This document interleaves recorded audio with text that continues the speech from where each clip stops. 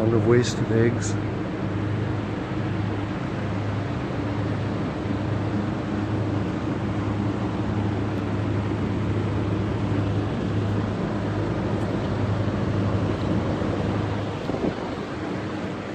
Dead bird.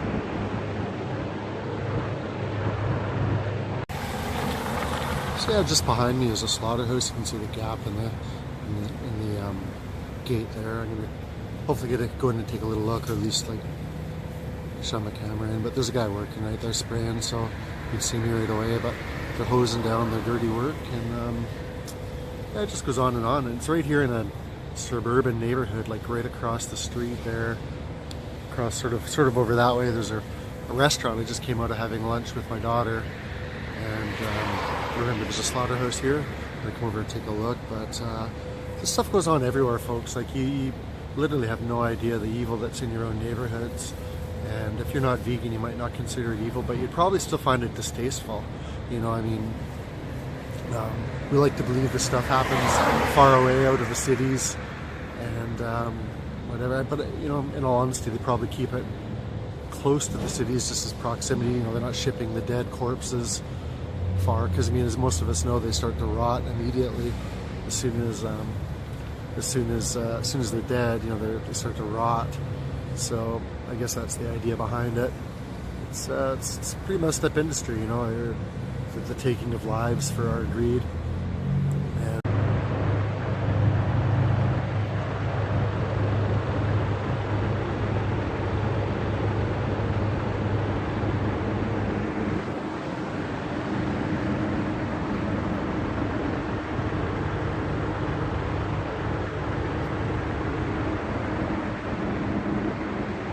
Just the atrocity, the sheer numbers of animals that are killed for our pleasure, quote unquote pleasure. And I mean, I just had veggie pakoras, and I had to actually spit one out because it sort of reminded me of the way chicken used to taste. And I like had to get reassured by the guy, like, are you sure these are veggie pakoras? Yeah, they were, but I guess it just goes to show how out of touch I am after like 7 years or more since I've eaten chicken. And my god, like anything that even tastes like it, like, just is revolting now. Like, I'm starting to move away from mock meats. I mean, I say that, but I had some yesterday.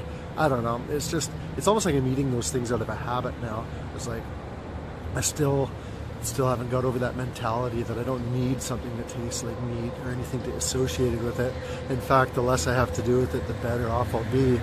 You know, it's just, you know, I mean, I don't know what it is. I'm still a victim of conditioning, I suppose. I mean, I didn't find vegetarianism or veganism until I was in my 40s.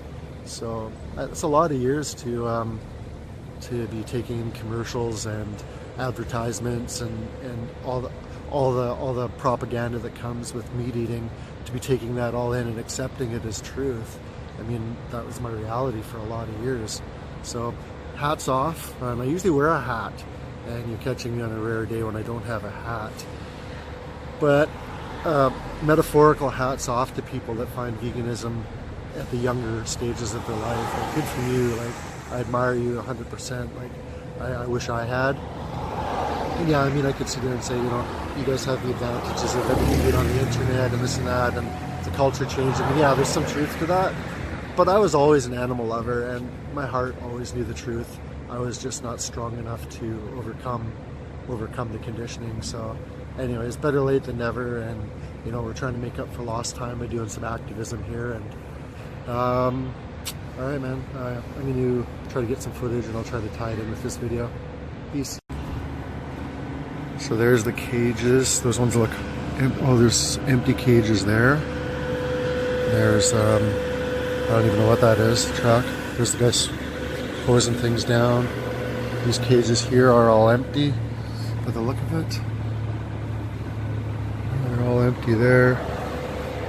Don't want that guy to see me, because that guy will like put the run on me, but I guess those conveyor belts there where they do the dirty work.